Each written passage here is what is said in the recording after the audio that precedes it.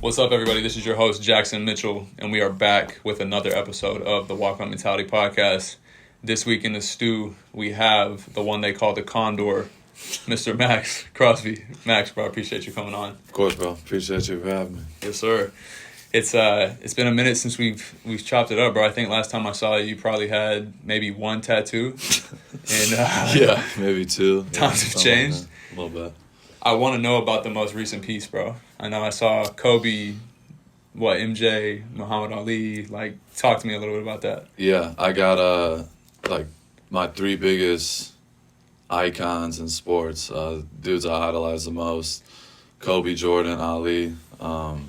All special in their own way. So for me, I'm like very visual with everything. So from the back of my phone, like what I live by, I see every single day, like my inspiration, tattoos, like everything that I like stand for, I like seeing it every day. You walk into my house, I got a big ass whiteboard. It's like daily goals and shit like that. So I'm just always like, I'm that type of person. So I put it on me. So every day I look in the mirror, like I see that, every time I'm, don't want to get up at 5 a.m, I'm looking at them. So, and I also got my daughter as well, Ami. So I just had my first kid. So yeah, man, I appreciate it. So yeah, I'm just that kind of person. Like I love tattoos and things like that too, and I'm very like kind of loud when it comes to like expressing myself. So, yeah. So with kind of those three sports icons that you have, what is it about those guys that sticks out to you? Because I see those people and I'm like, man, all of those people had different mindsets. Like they were just different from their peers. You know what I'm saying? Like I'm sure you've seen Air talking about MJ. Of course, his mom was involved. Like, no, my son is going to get this bread because that's what he's worth. Like, she believed that. So what about those three guys specifically kind of sticks out to you as, different? Yeah, starting with Kobe, as far as mindset, that's like something I live by, as far as the way he approached the game. Like when it comes to football and how I approach every single day and being a captain, being a leader on the team, this whole like off season has been like taking that next step. Like now it's my time to be that guy. And in the past, I've been a captain, but I haven't fully been able to just like, all right, this is my team. And like, that's what I aspire to be like, and I've literally sit in my theater and just watch freaking hours and hours and hours of Kobe Bryant's, Michael Jordan's, guys like that. So starting with Kobe, just his mindset, like when it comes to the game and how he just outworked everybody on a consistent basis and every single player has a story about Kobe. Like that's literally what I want. And like when I see stuff in the media, like other guys talking about like, yeah, like these dudes are all really good, but like Max, like when I play Max, like I literally hate playing him. Like that's gets me more fired up than anything. So yeah, like when it comes to Kobe, it's like the mindset and just outworking people. And then Jordan, like he's similar when it comes to mentality and things like that, but Jordan's just a killer and like the ultimate competitor. And for me, that's how I carry myself. When I practice, if it's a walkthrough, like they fucking hate me. Like they hate me. It'll be supposed to be walkthrough and I'm just not letting the dude block me. And they'll bitch and, get upset and things like that. But I'm trying to get them better at the same time. And like that's my way of leadership. It's like I know at the end of the day, like they're gonna appreciate me and they do and they know I got their back to the end. But like when I'm on the field, I'm a different person. And that's how I carry myself every single day. So Jordan, I feel like on that end, like when it comes to competitive fire, like I don't care if like I'm with my cousins and we're playing just whatever, doing one-on-one basketball in the backyard. Like I'm trying to win everything. And like that's how I approach, everything I do. And then Ali, I think from a confidence standpoint, there's nobody like him. Yeah. I seen a video of him in the tunnel before he goes and fights Joe Frazier. And he's talking to his team, and they're all quiet behind him and, like, look nervous. He's like, why the hell are y'all nervous? What is going on? Why? He's like, I'm the one that's about to go fight this dude. Like, y'all fucking pick your heads up. He's like, I got to go out there. He goes, they're talking about Joe Frazier like he's about to beat me and blah, blah, blah, blah. And he's, like, going off, snapping on him. And, like, it looks like a movie scene, bro. And I've seen this video. I'm like, this dude is different. Yeah. Like, he doesn't care. He's like, I don't care who it is. I'm about to go in there and destroy this dude. And, like, that's the mindset you got to have, especially at the highest level. Like, if you have any bit of doubt in your brain when you go on the field, you're fucked. You're done. And that's kind of how that's just how Ali was. And, like, that's something that really stood out to me. And I've been watching a lot more of him as well. So that was a big inspiration, just because the way he goes on the field confident, like that's how I try to carry myself, no matter what it is. Like once you get, higher up, like you're a red dot guy, you're getting circled every week. All right, we got to stop Maxx. How are we going to stop Maxx? Then you hear these guys, the media goes to the tackles and they go to the quarterback. All right, what's your thoughts about Maxx? He's a really good player. And you hear guys like, well, I'm a really good player. I'm like, all right, motherfucker. Bet. See me. I'm like, so that's kind of how it is for me. And that's, you got to have the ultimate confidence. And there's a fine line between arrogance and confidence. And like, I don't think, God bless me more than all these other guys, but for me, my confidence comes from my preparation and my work, and I know guys aren't outworking me. And I talk to everybody in the league. I go to the Pro Bowl and just ask everybody, like, when do you start training? When are you doing this? And they think I'm just having a normal conversation, but I'm taking note, like, of everything because I want to be the best. And, like, literally everything I do is intentional, and I'm finding a way to separate myself from everybody. And it's not just on my team, it's in the league. I want to be the best at what I do. And that's, Ali was one of those guys. It's like his mindset was like, yeah, I don't give a damn who you put in front of me. You could say whatever you want, but he's got to get in there with me. It's not I'm getting in there with him. Right. That's kind of how I approach it. Man, what you just said about your preparation and the way that you approach things, I think confidence is a result of that preparation. Confidence 100%. Is a result of knowing what you're talking about, knowing the work, crafting, putting the work in. Like, that's how you get confident. So I absolutely love that. And my question then becomes, okay, well, this is Maxx today. Has that always been Maxx? I mean, when I first met you, you were this 6'4", lanky, giraffe-built dude, and it was almost as if you were still trying to catch up with your body. Yeah. Were you in this space at 15, 16 at Colleyville Heritage of like, I'm going to the league, I'm going to go to a Division I program, be the face of the program? Like, did you have that mindset then, or is this something that has developed in you as you've gotten older? Honestly, I was not like that when I was younger. I wasn't fully focused on what I wanted to get, and I wasn't fully clear on what I wanted to do with my life. You know what I mean? I was, football, I love playing football. I've always loved playing football, but that's one thing. At the end of the day, like I talk about the preparation, all that stuff, like that comes with discipline and making up your mind. You can't just do that overnight. You got to prove that you're consistent on a daily basis. So that really didn't click for me until after my second year in the league. So I came into the league. Yep, I came in. I had a good rookie year, and people have heard my story, but ever since high school, like I was partying, doing all that, and like that was the one crutch that I had. I feel like it was holding me back from my full potential. So I dealt with that through high school, college. Like I was doing well, having success, but I wasn't who I knew I could be deep down. Why? Why were you leaning on that crutch? Like, what was it? Did you have a fear of success, a fear of failure if you really went all in? It was a mixture, bro. Like, honestly, addiction is one thing. Like, you know what I mean? Like, I was fully, you know what I mean? I got to a point where I couldn't stop until I had to literally go to rehab. But, like, for me, it was always a struggle. Like you said, like, there's always constant fears of the unknown. Right. Shit that I can't even control. And that's where I'm totally different nowadays. Like, I'm at peace because at the end of the day, I take care of today and I worry about today. I worry about tomorrow when it gets here, and the past is the past. I can't control that. My past, I can't go back and change what happened, but all I can do is control today. And like that's kind of, that's my mindset. So, it comes back to Jordan, like to your original question. After my second year in the league, I felt like I took a step back from my rookie years. I came in, had a bunch of success, and then I went to Vegas and I'm partying for 3 months straight. Yeah. Go to rehab, get clean. Then COVID hits my second year. And so I'm in rehab, going straight into training camp. No fans in the crowd. I was out of shape. I went to rehab. I'm like 285. I was big, out of shape. And like, I had to like fast track my whole training to try to get in shape for that season. And I was a step slow, a step behind. I was battling injuries. I tore my labrum. I was playing with a broken hand. I played the whole year, but I took a step back. And I'll never forget, I knew I had to go get surgery on both of them. And I went to LA to go get the surgery. I drove with my wife, and we sat in the room in the hotel.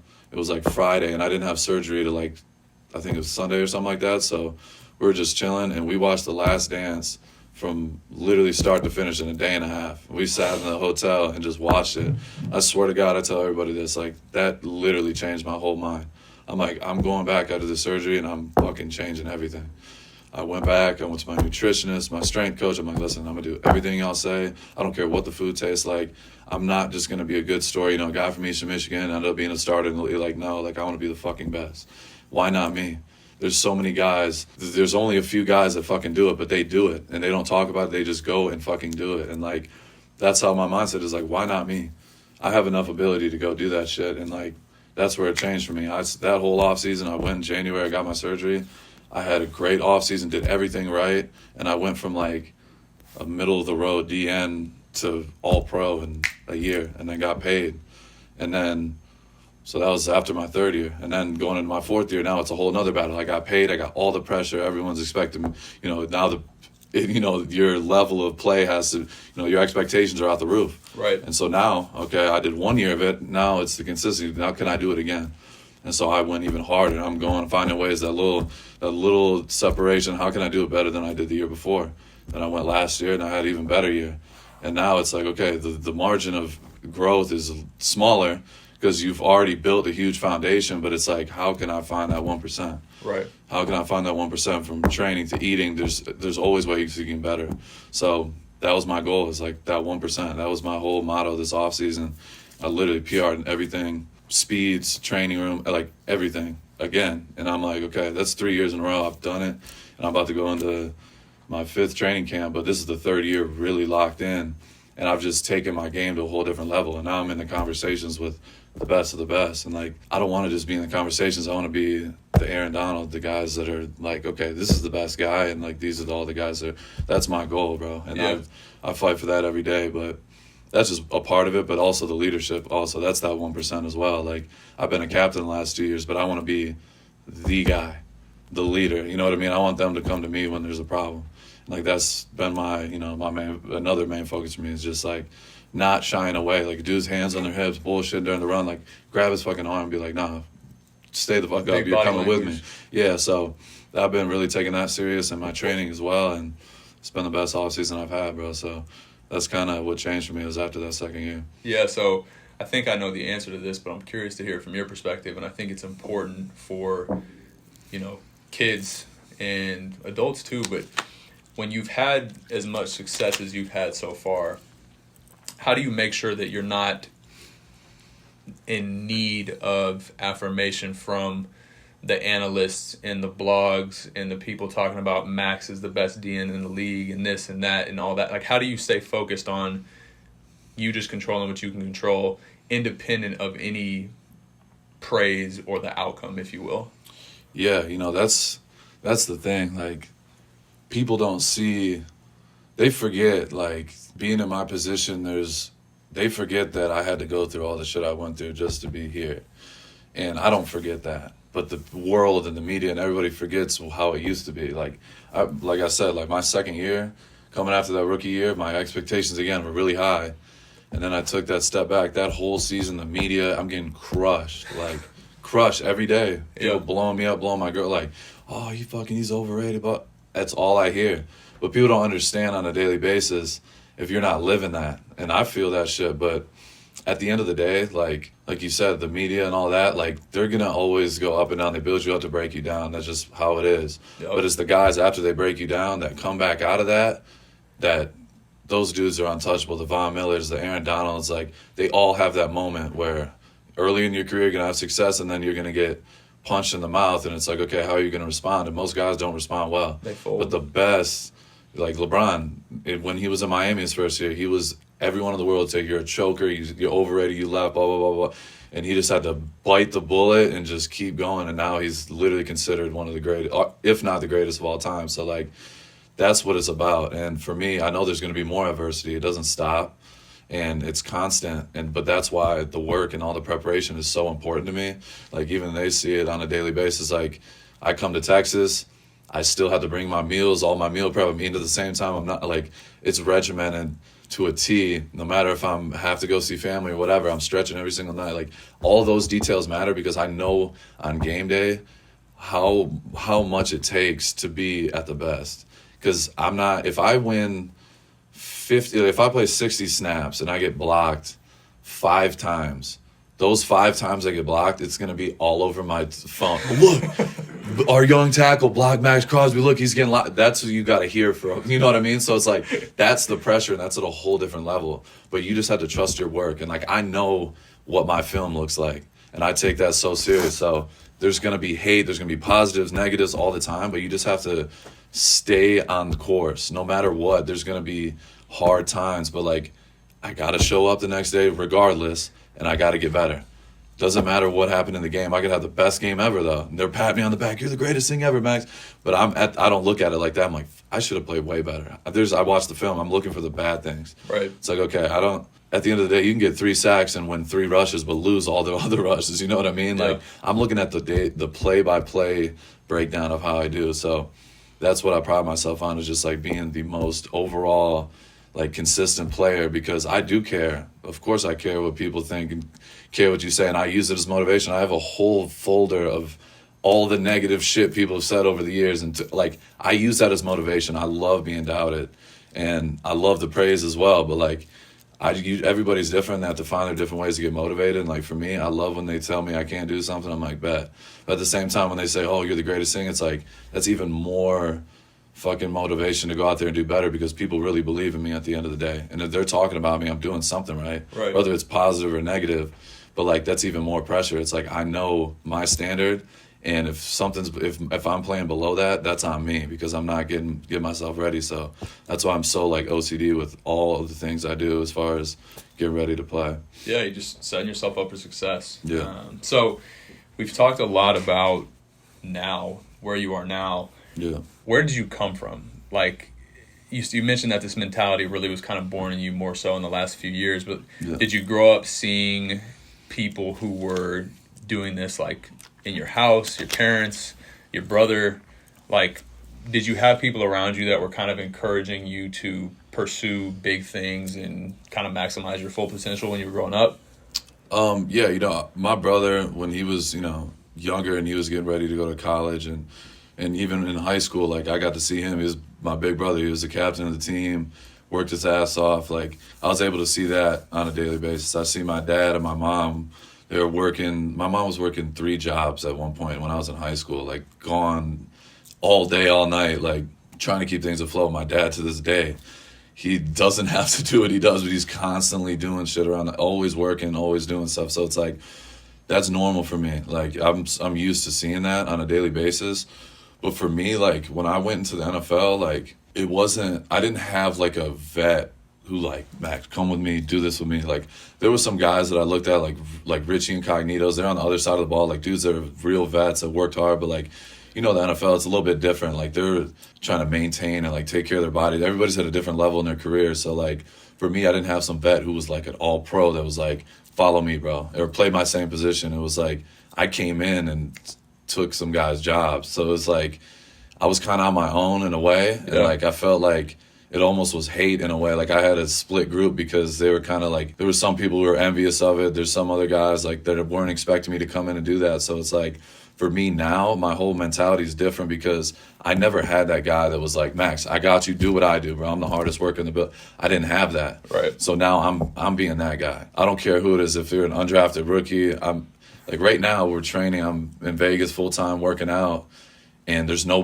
vets are there for the most part. There's maybe 2 or 3, but like it's all the rookies. They still got to be in town. You know what I mean? For an extra 3 weeks. That's just how it goes. But I'm in there. They started like 8. I'm in there at 6:30, and they see me every single day by myself. But I'm setting that example for them. It's like I don't care if I got all the money, I got the success, all that, but like they get to see me. They're like, none of that matters. Like, I'm here to win and be the best version of myself. And so that's why I tell these rookies all the time, like, listen, bro, follow me. If you want to get better and do all this stuff, like, you guys talk about it. I know you're in a different era. Like, y'all were in college getting paid. Like, it's a whole different game. I'm like, none of that matters, bro. If you're losing and not maximizing your potential, at the end of the day, you're never going to be happy. Right. And for me, like, I try to be an everyday example and living example of that, not just by talking about it and doing it. Like, I show them on a daily basis, and that's what I take a lot of pride in, and it's been really cool, bro, for sure. Were you that same way when you were at Eastern Michigan? Like, I want to talk through kind of your journey at EMU and really, like,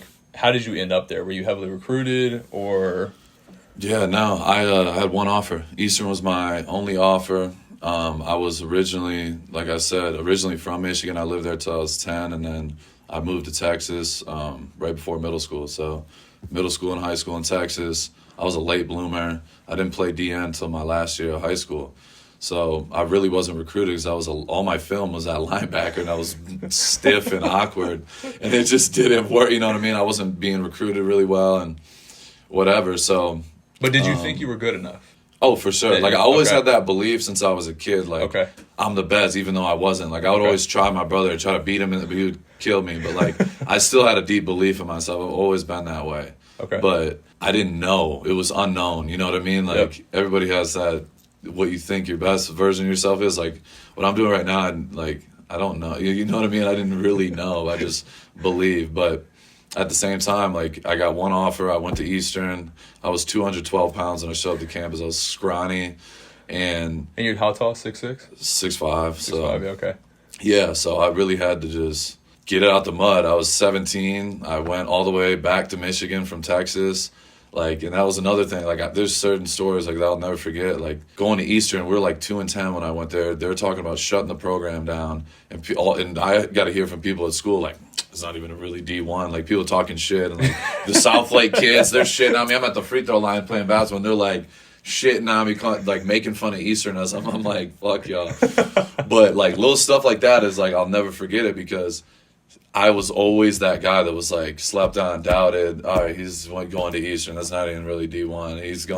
He's a fourth rounder. He's not really that. It's like it's a constant repetitive theme in my life, but that's the shit that I love because it's like, okay, I'm gonna prove everybody wrong. And the people that believe in me, like my close circle, they know what I do and they know how I am.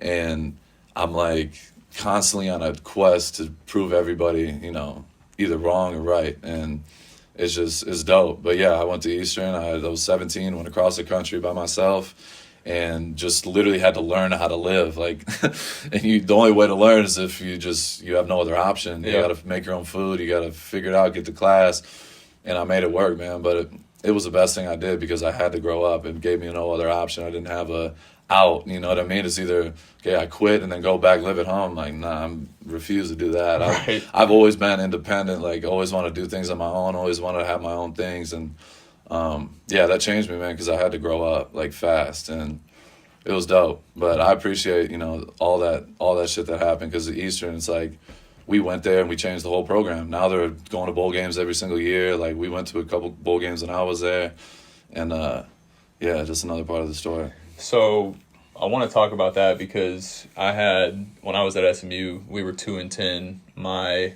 junior year. So we were 1-11 my sophomore year, 2-10 junior year. Yeah. And similar kind of thing. I mean, we completely changed the culture. We had accountability among teammates. The leaders actually stepped up, and we're trying to create environments where, we weren't just doing the bare minimum, but we were fostering an environment of let's put in some extra work and try to see what we can really do. Yeah. 1-11, 2-10, 5-7 on my way out, and similar to you, they've been in bowl games I think every year since. But talk about what it looked like to be 2-10, what that felt like for you, and then what were kind of the key changes that you think helped change the culture and shift the program at Eastern Michigan? I think it starts with the head coach, Coach Creighton.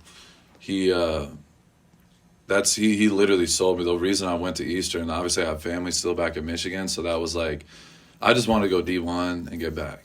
And that was the first thing. And then I got on the phone with Creighton, and Creighton, he's like, listen, it was his first year there. He's like, we're going to change this program. It's going to be your class. It's going to be next year's class. We're going to bring in guys and blah, blah, blah. He's like, you guys will be the reason if you come here and whatever. And I was sold. I'm like, this is perfect. I already kind of wanted to go. This is my only offer. And then he hit me with that. I'm like, I love that. Like, I love being a part of the change. And I was hooked right away. But, yeah, it starts with him. Like, he is passionate as hell. He's still the same exact way he was when I was there. And he changed the culture. At the end of the day, people, on the side, if you get irritated sometimes, he was hard on you every time you miss class. Like, next day, you're in there 6 a.m. doing an 8-8-8, 8-8-8, and those were terrible. Like, the worst conditioning is dark outside. So what is that? You got to, I don't even remember the fall. I only did, one of them. But, I never wanted to do an 8-8. It's the worst. You got to do, up, downs, the field, crazy amount of yards. Every 5 yards, you do an up, down, and you have to go up and down the field. I think it's 8 times you got to do it. And then you got to do a bunch of different stuff. But it's like just a murderous workout. And, yeah, but like he did not budge. Like his standard, his way, he was not going to bend for anybody. Mm-hmm. And at the time, we hated it. But looking back now, like, I'm super close to them because all the little things, like, that he was always telling me about, it's like, Max, you got to go to class. Like, I hated going to class. But I had to go because Crane was going to be on my ass.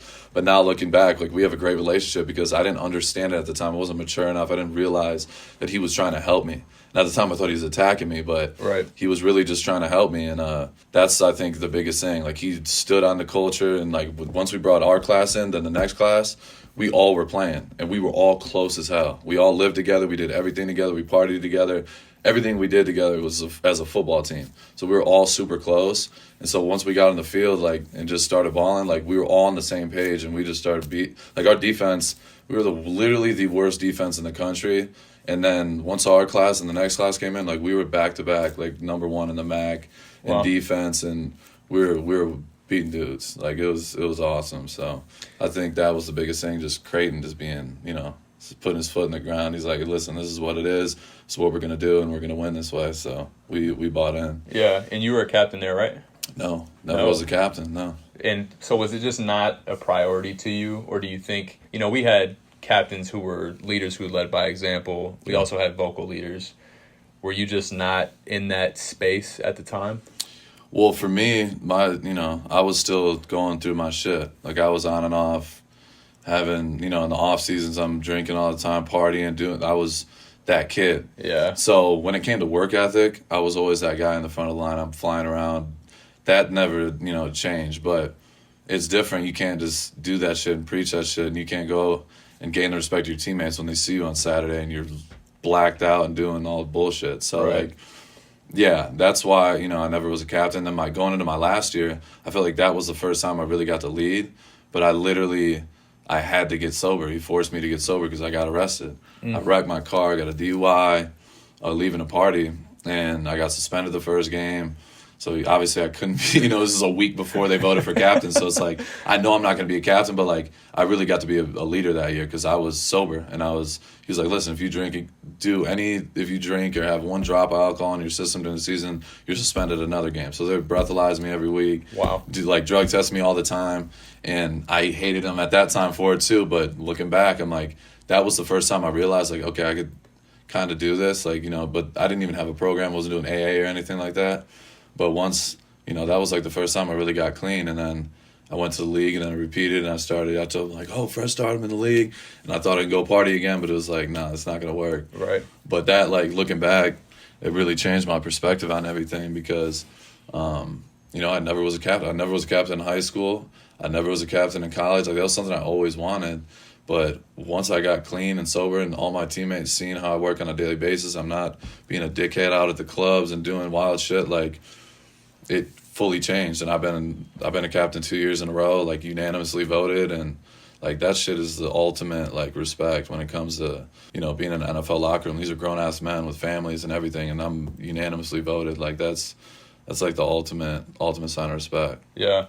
That coach cared about you, dude. Yeah, for sure. That's special. Yeah, he's the man, bro. I just seen him last weekend too. He had me talk to the guys. So really, yeah, we're super close. Yeah, you got elected into the Ring of Honor? Is that right? Yeah. They did it a couple years ago. Like, they put my name up, but they never got to do it in person for me. Oh yeah. So he wanted me to come talk to the guys, and he surprised me. He's like, "Listen, we're gonna honor you tonight," and it was a cool deal. That's special, bro. Congratulations. Good, dude. I appreciate it. Never were a captain in college.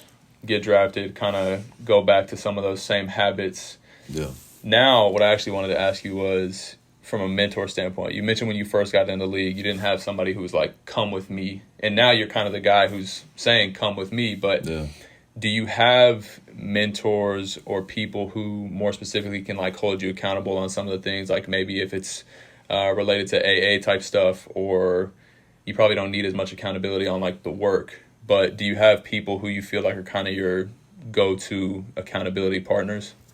Yeah, I think, honestly, the dude that was the best mentor, still to this day, is the best mentor of my life, arguably, was Rob Marinelli. He was my D-line coach. He was in Dallas with the Cowboys as D coordinator for a long time. Coached Hall of Famers on Hall of Famers. And he came to the Raiders my second year. So my second year, that was another part of it. Me and Marinelli, like, I wanted to kill him. I couldn't stand him. And he was on my ass every day. And we always butt heads, but it's like Creighton situation. I thought I was doing everything right. But at the same time, like, the second year, I took a big step back, and I wasn't in the best shape of my life. And when I first went in there, like, I told him, like, listen, I want to be the best, and blah, blah, blah, blah, blah. So he coached me like that every day, and I didn't understand why he was so hard on me. And then going into my third year, it was the same shit, and I'm in the best shape at this time. Like, I put in everything, and he's still on my ass every day. So we had, like, a come-to-Jesus moment. I went in his office. I'm like, bro, I don't know what the fuck I got to do more. I'm leading every fucking drill. I'm going as hard as... In everything I do, he's nitpicking me. And he's just sitting there, sitting back in his chair, just smiling. He's 70-something years old. He's sitting back there smiling at me. I'm like, why the fuck are you smiling? He's like, when I first got here, you told me you want to be the best. He's like, I coached Warren Sapp, I coached Julius Peppers, I coached Simeon Rice, all the same. They're the best. They wanted to be the best, so I held them to the highest standard. Because these other guys aren't like you. It's like, you say you want to do this, you tell me, and I know you're passionate about it. He's like, I'm going to coach you harder than anybody. So that was what it was for me. But to this day, I still talk to him. He's retired. I'd call him at least once a week. We'll get on the phone. I'll talk to him for 30 minutes or an hour or whatever. We just talk football, talk life. Like, and that's one thing with him. He's an old-timer. But he always talks about the man first before we even talk football. How's your family doing? What are you doing to help? Like, he'll just give me advice. He'll be like, go get your wife some flowers today. I'm like, all right. And I just do it. You know what I mean? And I never doubt him. Like, because that dude changed my whole career. Going in my third year, he's like, it's always the second year. He goes, you're going to have the best year of your career this year. I'm like, all right. Then I went and did it. Yeah. The next year, he goes, and this year, I had my best personal season, but he's like, this is going to be the hardest year of your career. I'm like, what are you talking about? I didn't even understand what he was talking about. He's like, it's going to be the hardest year. So I was telling him about, like, the coachings were different. I'm like, just hard. You know what? I'm going through this. They're fucking telling me to do this way. And I was like, frustrated. Yeah. And we ended up going 6-11 after just making the playoffs. It was the most frustrating year mentally, but it was different. Like, I'm playing well, but I'm going through it. But this dude, my point is, he always knows. He's like Yoda, like literally. This dude he's a legend. But he's one of the best mentors. I talk to him all the time. Rich Bisaccia, my old special team coach, and he was our interim coach when we made the playoffs. One of the best people I know. And I think that's the most important thing, like having guys that are really around you that are successful and motivated and have seen it. And a lot of them are older guys too, like even another one like Dana White, good friend of mine now. But just seeing how he moves and how he operates and how motivated he's 50 years old, the dude is working nonstop. Just seeing guys like that, it's like, that's what I want to do. That's how I want to be. Me and Tommy, so we send each other videos every single day, and he's telling me, I want to do this, I'll do this. I'm like, it's every day. You know what I mean? And he wants it, and he works his ass off, and I'm like, it doesn't stop. You'll feel like shit some days, but you got to keep going. But, like, that's the people I associate myself with. If you're, like, a liability in any way, like, I can't have that around. Like, I'm going one way all the time. So all the people that motivate me, all the people I talk to are all people that are fucking positive, hardworking, savages type people. Yeah. And they'll tell me the fucking truth. You know what I mean? And a lot of people, especially in my position, it's like they just want to tell me what I want to hear. But even though it fucking sucks, I'm going to call Marinelli and have to listen to him fucking be like, you suck. He'll just text me a middle finger like this and be like, you fucking suck. You have 0 sacks right now. I'm like, fuck you. That's just how he is, though. But I need it. You know what I mean? Like, I need that in my life. So, yeah, I appreciate that shit, even though it's, some hard conversations. How important is it to weed out the energy vampires? Like, weed out those people who maybe it's the yes men or you name it. But what has that process been like for you of really kind of your circle getting smaller and smaller to be just those people that you mentioned? Yeah, I think over time, everybody kind of reveals himself. But the biggest thing is, like, for me now, like, this whole offseason, I've had many situations where I've had to let, certain people out of my life. And it's not personal. I don't hate them. But a lot of people are going to let you down. because I know myself, like, I got a big heart, bro. I look out for a lot of people. I try to go above and beyond to be, you know, the best friend I can be. Because that's what I've always wanted, is great people around me, people that actually care for me. But the thing that, you know, for me is, like, literally just saying no. Like, and you'll find out about a lot of people. Because everything's good when you're taking care of everybody and everything's good. But when it switches a little bit, or maybe something, you know, we talked about, doesn't happen right away, like, then people are like, what the fuck? And then they switch. And it's like, okay, why are you even here in the first place? I've looked at you for a million times, and now one thing happens and they switch. Right. It's like they're just revealing who they really are. And, like, for me, I always, you know, this is why a guy like Von Miller, like, me and him become super close. No matter what it is, if I call this dude, I had a camp yesterday in Colleyville, he's like, I'm there. Denzel Perryman plays for the Texans, he was my teammate. He's all the way in Houston, 5 hours away. I'm like, yo, I got a camp. I was like, I would appreciate it. I know you're far. He's like, what do you mean? I'll drive right up. Drove 5 hours in my camp, hung out for the whole time. Like, those are the people I'm trying to have around me. People that understand what I go through on a daily basis and get to see it and how much work I put in, because they can respect that and understand what I go through. But at the same time, they'll always look out for me, and I'll look out for them. Like, I'm that way. If I'll treat everybody with respect. I'll always give them the benefit of the doubt. But, like, it's hard when somebody crosses that line. Then you really have to question everything. You're like, damn, I always looked out for this person, but were they really there for me the whole time? Or were they there because they got to, you know, be a part of all the nice shit that comes along with, you know, being in the NFL and stuff like that? So, yeah, I think, you know, it's tough, you know, with friends and families. It can get foggy sometimes, but this whole offseason, like, for me, it's like I'm going one way. This is where I'm going, and I've made that clear with everybody around me, from literally everyone, my family to friends. And, like, if you're not in line with that, or if you're not going to be an asset, like, you're a liability. And it's not personal or anything like that, but, like, I'm going one way, and I know where I want to go. So, yeah, it's tough, but you got to have hard conversations. Like, that's the most important thing. Yeah. So you mentioned your camp. Have you had camps before? Yeah. I do a camp in Vegas every year. We get, like, 250, 300 kids from the inner city in Vegas, and it's amazing. Big free camp, so it's just packed out. Yeah. We have a blast. But yeah, I just did my first one in Colleyville, and I'm gonna start doing that every year. Did one with Fanatics last week, so that's something I love doing. Just being around the kids and showing love, for sure. I feel like I've noticed that about you is you're very in tune with, like, giving back, whether it be camps or even specifically with the animal, like, shelter community, if you will. So talk about where that kind of stems from. It comes from just your desire to kind of give back in these different areas.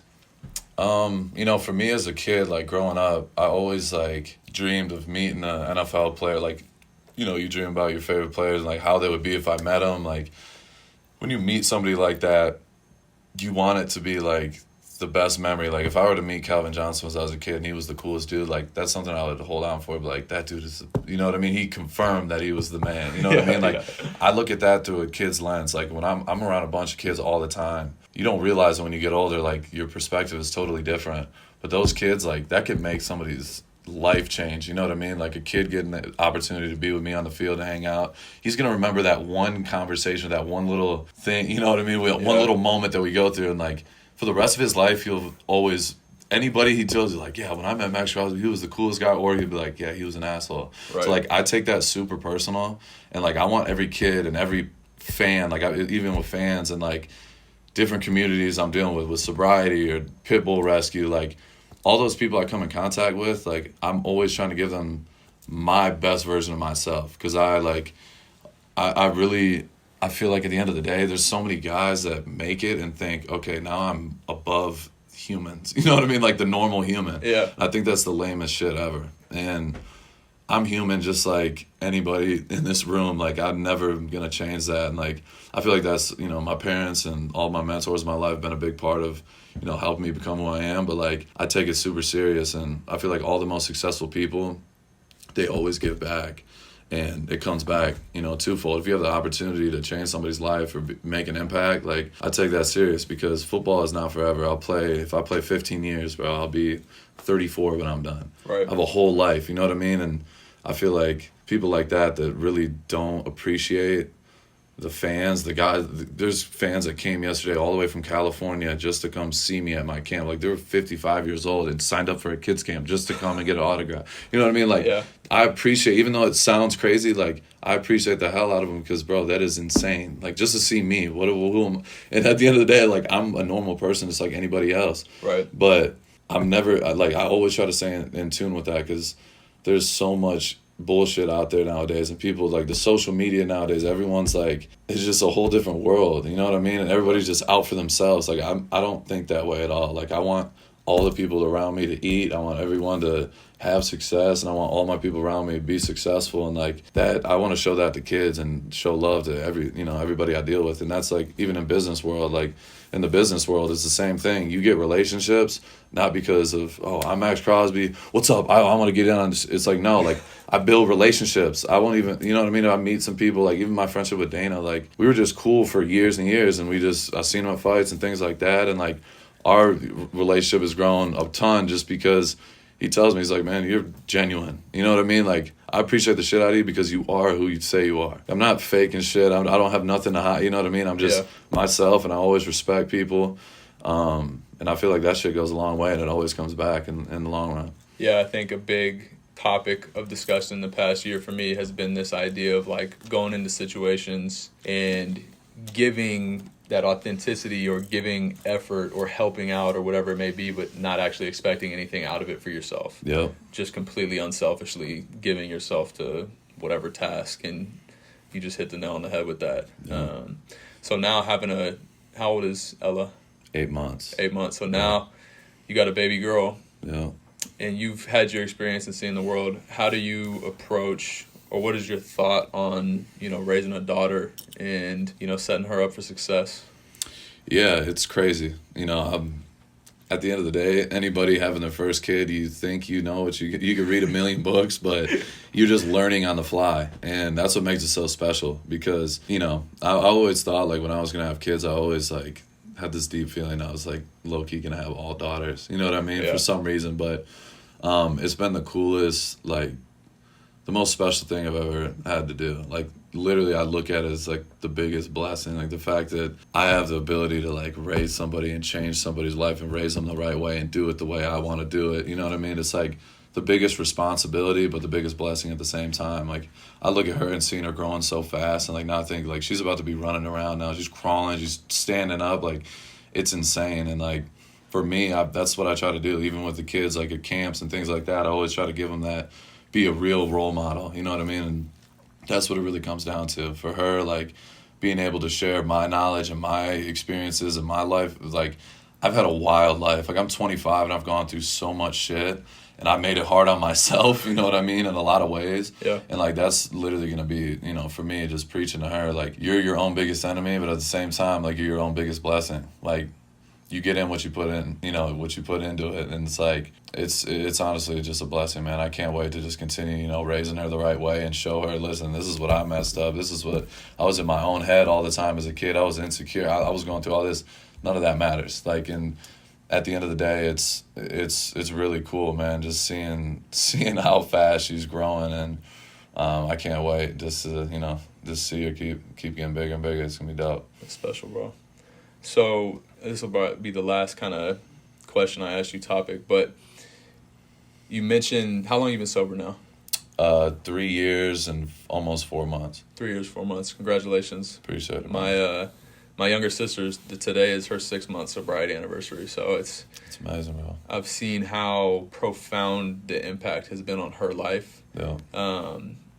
And I've also listened to, like, podcasts. There's a guy in Austin, his name's Mitch Ammons, who he was addicted to heroin, like, had just accepted the fact that he was either going to be dead or in jail. Yeah. And then he got clean and just qualified to run the Olympic trials at the marathon distance. Damn. So, testament to what can happen when you turn your life around. You're a testament to that, right? I'm curious, I don't know anything about 12 steps or the details of it, but I was talking to a guy this week about how that foundation has changed his life, not only just from being sober, but the rules, the guidelines you can apply in every other aspect, essentially.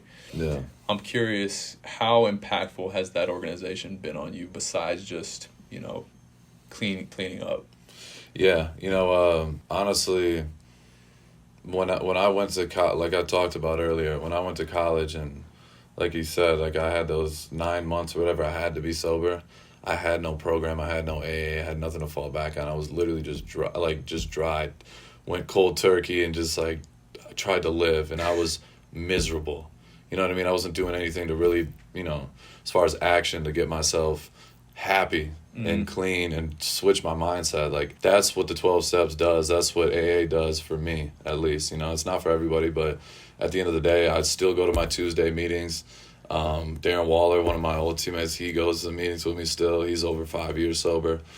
I have guys that around me that have, gone through you think when you're in addiction, like you're the only one dealing with this shit.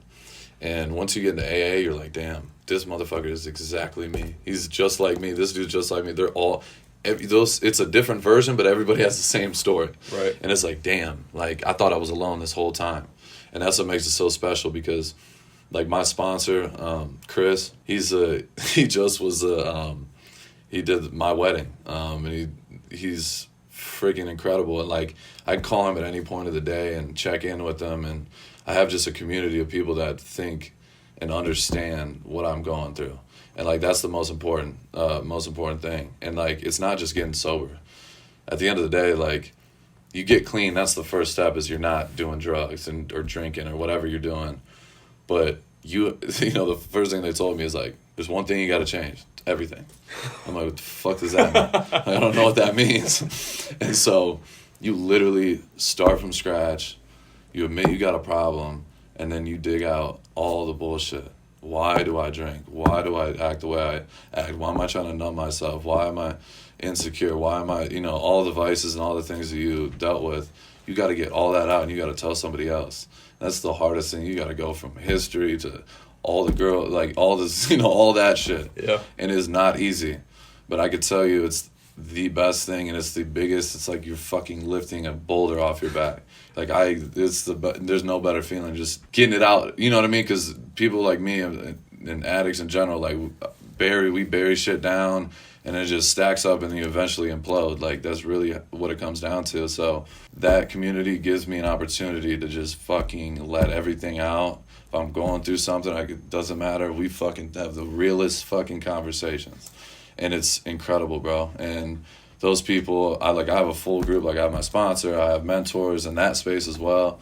And like Waller, a teammate, like we both NFL players, we do it. Like my Tuesday meeting, it's all current and former players. Wow. That played in the league. So we understand each other even at a higher level. We understand the NFL, we understand getting clean while being in the league. And like it's 8 of us, and we'll have the dopest conversation. You could talk about fucking anything. There's zero judgment. Yeah. And it's special. And that's why I think you talk about 12 steps, your sister, doing that. Like, it applies. I think every human being in general should just read and look into it and try to apply certain things to their life, because you don't have to have a drug problem or whatever to live the right way. You know what I mean? Everybody has their own shit. People have vices. Everybody has vices. Yeah. It could be anything. And that's why I feel like 12 steps is such a big deal, because it's just about being a good person and being honest and getting shit off your chest and not being ashamed of things you did in the past and not worried about the future. Like that's literally stress and anxiety, is the past and the future. You're worried about yesterday and worrying about tomorrow, when instead you should just be here. That's that's how I try to live every day. And like I tell him all the time, we have these conversations, like I'm not thinking about, all right, tomorrow's Sunday, tomorrow's Sunday, I got to get on a flight, I got to go back, then I got to get my dog. It's like, none of that matters. You know what I mean? I'm blessed to just be here today. I'm coming here, I'm doing this. We're going to do a signing little thing after. I'm going to go have fun. Like, I'm literally just trying to stay present. Like, where my feet are, that's where I'm trying to be. And if you just are consistent with it on a daily basis and just try to do the right things, it's never going to be perfect. But if you fucking are intentional about how you act and how your attitude is, and you just put in consistent work, like you're going to have success in no matter what field you have. And I will stand on that to the day I die. And I've done it for 3 years, not only with sobriety, but in my field, and the obsession to become great at my sport, but also the obsession to be the full version of myself, not just as a football player. Like, I want to be that guy that people look up to. Like, I want my son to be like you. You know what I mean? We went and got cigars last night. This random dude, we're in the middle of Justin, in the middle of the country, and there's a cigar lounge. And we pull up, this guy like runs over and he's like, Max, some grown ass man. He's like, my son was at your camp today, and he goes, I've always been looking for an athlete for my son to look up to, and he goes, I am proud to say that you were that guy for him. And he's like, I tell him to watch you all the time. And like, that's another part of that responsibility, man. That's the coolest feeling on the planet. And like, that gives me more motivation to stay on course and do the shit I do every day. Wake up at 5 every morning when I don't want to, but I have to. You know what I mean? So, yeah, that's really what it's all about. I can ramble all day about this shit, but no, yeah, it's dope. Dude, I just went to like a 3-day immersive therapy counseling retreat, and what you just said about AA and kind of really like understanding your past and like freeing yourself of shame, guilt, and just like getting a better understanding of who you are and being comfortable with that is so powerful. Yeah. And to the point you just made, like, you can have somebody tell you that they want their son to be like you, and you know that it's you, Max, at your core. It's not some fake version of Max who's suppressing a bunch of stuff, shame, guilt, past mistakes, whatever. Like, it's just Maxx Crosby, foundational Maxx Crosby, who he is. Yeah. And like, that's enough. Yeah. So that's incredible. Damn.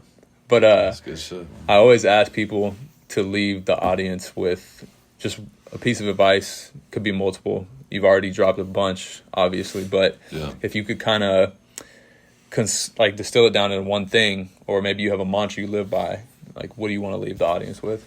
You know, for me, I always, you know, we've talked about consistency, obviously working hard, separating yourself from the crowd, find that 1%, be yourself. Like, all those are super important. For me, what I live by and stand by is my standard.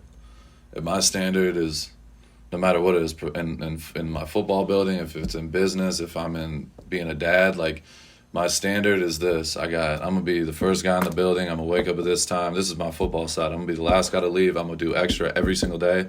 That's my standard. I'm not going fucking below that, ever.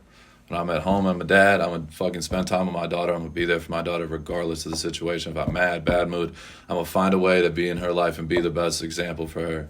When it comes to business, if I have something I believe in, or I want to, have 1% in this company, like, I don't care what it is. Like, this is my standard. I'm going to put all in. I don't care if I fail or pass or it goes great and I double down, you know what I mean? Whatever. This is my standard. I'm not going to go below that. So that's how I try to live my life on a daily basis. Like, I have my standard. I don't care what it is. I'm not going below that. For anybody, for any situation, I'm going to always live by that standard, and I'm going to always try to build it. Like, you think, I thought last offseason, that's my standard, I'm at the best, and then I go into this offseason and I PR in everything just because I'm looking for that little tiny separation. How can I even get better? And that's how I try to live my life in all 3 phases, from sobriety, from business to football, and to being a dad. Like, that's everything. And yeah, that's what I'll leave the crowd with. Just honestly, just have a standard and live by that shit and be consistent. Because at the end of the day, like, if you control those things, if you can do the little things on a consistent basis, it's going to lead to big things. And I always believe that. I appreciate that, bro. Well, thank you so much for coming out, bro. I appreciate you making the drive. This was awesome. And I'm excited to have been able to chop it up with you.